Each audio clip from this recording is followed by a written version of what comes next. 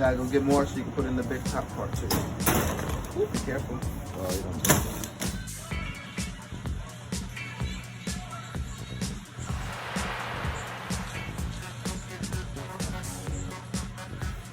Guys, so we are here in Churchville.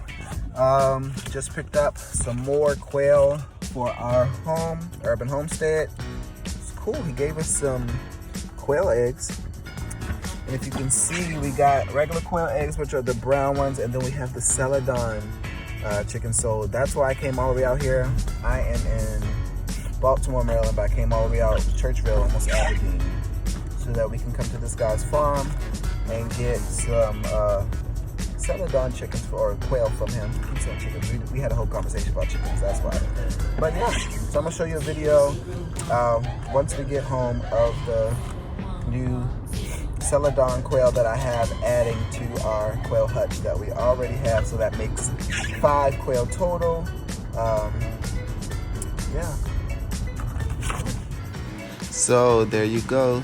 There's our new Celedon quail. You can see right there, her back's turned around, but you can tell the difference from a Celedon from a regular quail or Japanese cornix by their white color. Also, the Celedon quails are the ones that have the eggs that are blue. But I've been doing research, and a cool fact about the Celedons are that they may not have any as the next round of the kids come out. They may be regular, so it's pretty cool. As you saw, the eggs right there, they have the blue ones. Celedon, have her in here. That's a little different mix. If you guys have a name for her, let us know. And as you see right here, we took pictures more of his quail. We had Tibetan quail. He has the bob white. And of course, you have to make sure you have your permits, you guys. So he has his permit.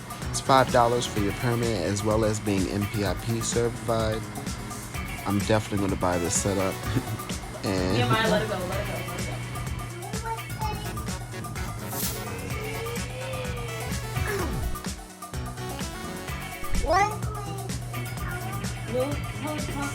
So they can be outside?